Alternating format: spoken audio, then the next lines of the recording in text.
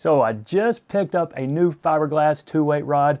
I want to try it out this week. It's mid-December, so I'll probably end up fishing streamers. So I broke out one of my favorite streamer books, Mike Valla's Tying and Fishing, Bucktails and Other Hair Wings. I wanted something small and sleek that I could be casting with some pretty light tackle. I mean, if I catch anything at all this week, they're not likely to be huge. And I found a cool little pattern in here called the Roscoe.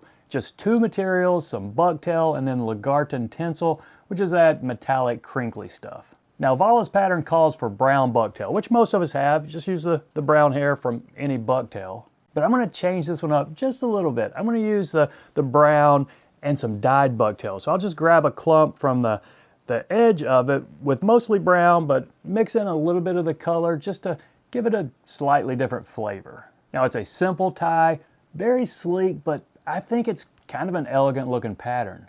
So there it is in the vise, a simple, sleek little streamer called the Roscoe. Now, Valla recommends tying this on a Mustad 3665. That's what this is. His was a size 8.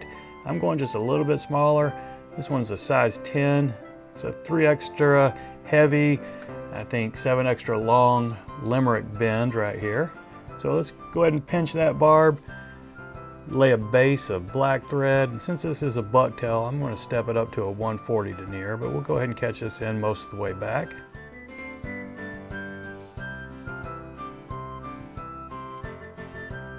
And the body, it's a silver Largatun tinsel, just this crinkly stuff here. Can't remember where I got this, but I wrote on the side of this spool that it's a 10-12, so pretty much just a medium. We'll catch it in up front.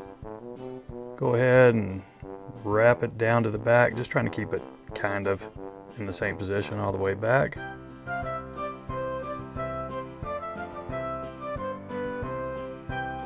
Now just flip this over and wrap it up, touch and turns all the way up. And I am going to, take my time here and try not to leave any gaps between these wraps, because I don't really have a rib or anything that I can hide them with.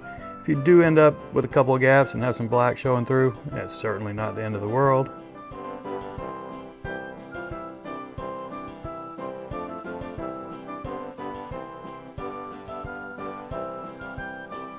Okay, I think that's far enough because I do kind of want a big head on this.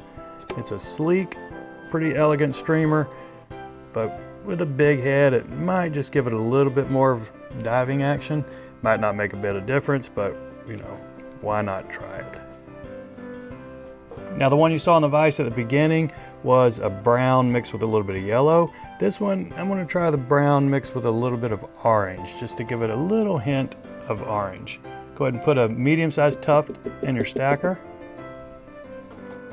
So there we go, I think that's stacked well enough. I'm going to go a little bit past the bend of the hook right here. Okay, I think that's the length I want. I'm going to spin this clockwise, cord it up just a little bit.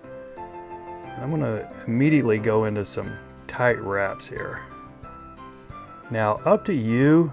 In some bucktails, I will put a wrap up under this.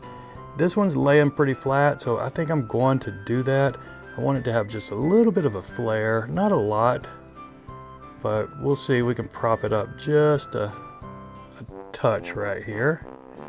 We can actually even just, okay, I'm pulling that tight, and I could put a wrap just around the bucktail if I wanted, but I don't think I'm going to, because if this flares or starts spreading around the hook just a little bit, I don't mind.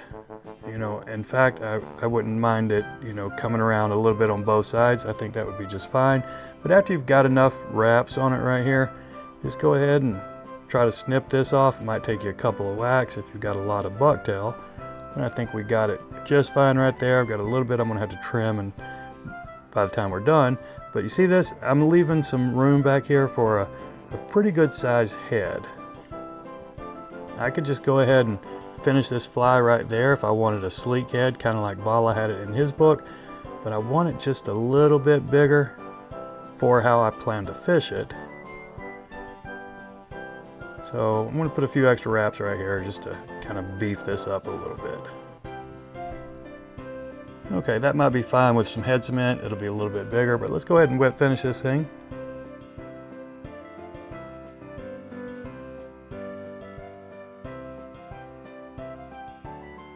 So there you go, really that simple. Now, there's a little bit of cleanup on this one if I want to trim some of these hairs going off, and I might do that if I'm gonna take a picture of this one for the thumbnail.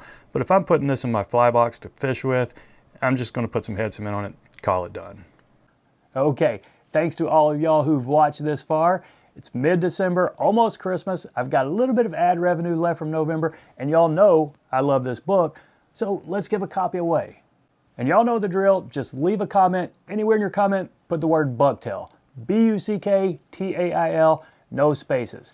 On Thursday, it'll be December 21st, 2023. I'll go to the random comment picker, pick a winner. So that's it, my friends. Merry Christmas. I'll see you in a couple days.